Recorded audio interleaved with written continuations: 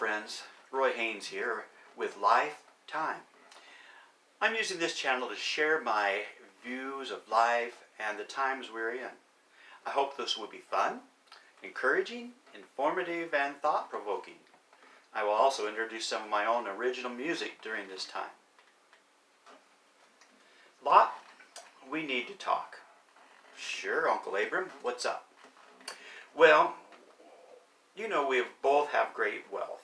Lots of cattle, sheep, and camels, not to mention a lot of servants. I want you to know how very proud I am of your accomplishments, Lot. Why, thank you, Uncle Abe. We have done well, haven't we? Yes, but that brings up a problem.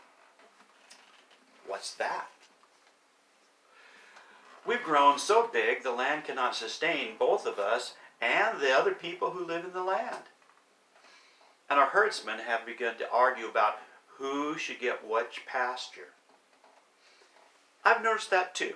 What do you have in mind, Uncle?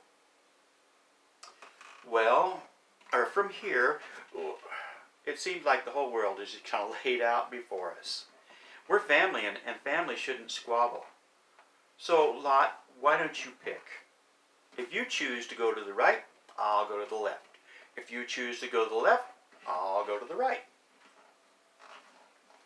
Well, now that you mention it, I have been thinking about the plain of the Jordan, but you're my elders, so I've kept my herdsmen from going in that direction. I have been hankering to be closer to a city. Are you sure it wouldn't bother you if I go that way?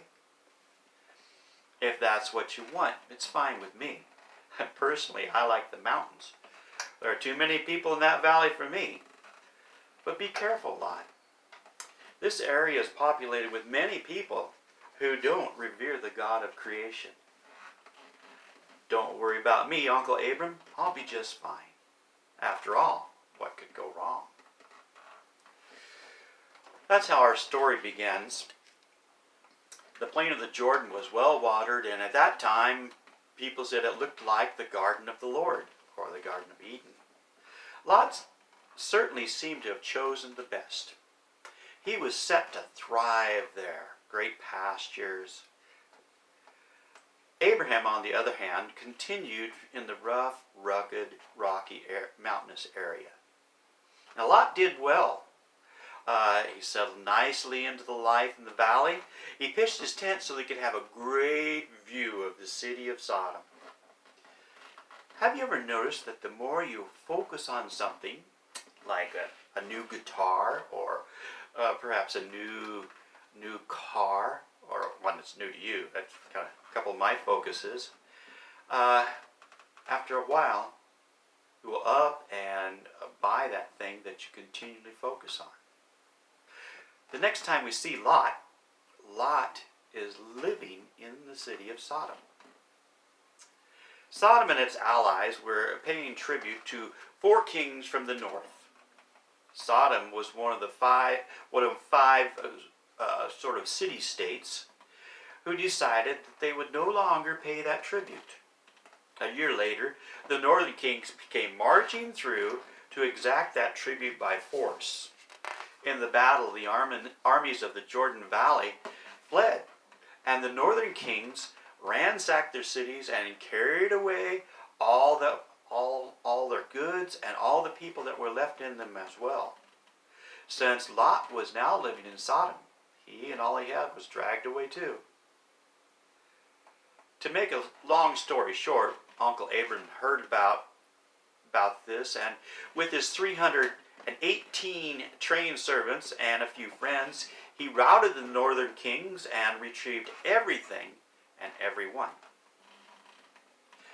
Lot went on living in Sodom, and Abram went back to his mountains.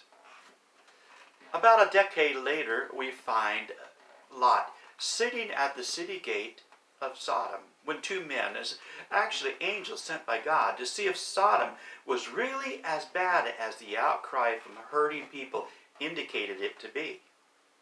Please note that the elders of the city were the ones who tended to sit at the city gate, to greet people, to settle disputes. Because of this, I believe Lot was now elevated to being a elder of the city of Sodom. This stands to reason because good old Uncle Abram at that time, had saved the city. What could be better than to elevate Lot to that high position, at least as insurance to the city that Uncle Abram would be around if he was ever needed again? Now Lot receives the angels, but he wouldn't let them stay in the square as they had planned because he knew they would be in grave danger. You see, Lot knew the city he lived in. Have you ever felt trapped in something? I used to feel that way when I was much younger. My debts kept me locked into a job that I was tired of and wanted out of. I couldn't afford to take a lesser paying job. I felt trapped. I believe Lot felt that way too. He knew that his city was rotten to the core, but he had married a woman from Sodom and had 2 daughters who grew up as citizens of Sodom.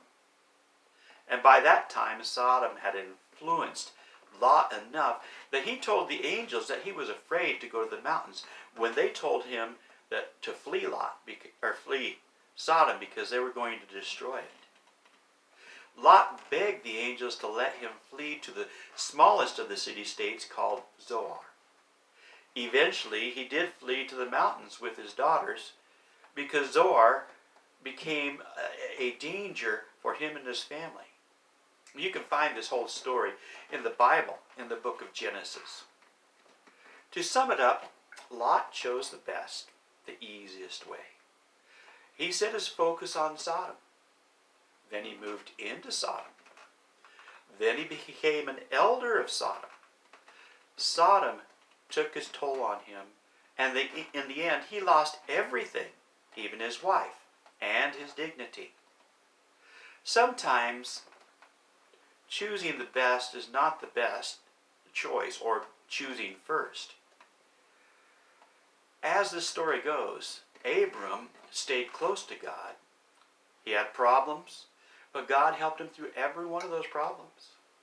Lot was continually influenced away from God. How do you make your choices? Who do you have around you? Do you look to God for guidance?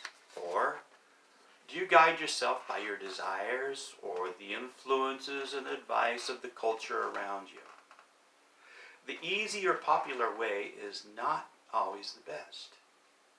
If you find yourself feeling trapped and weighed down by life, God is still able to hear your prayers, and He will help you if you ask Him. I want to close our time together by singing a song where I put some music to some scripture. I call this song Proverbs 3, 5, and 6.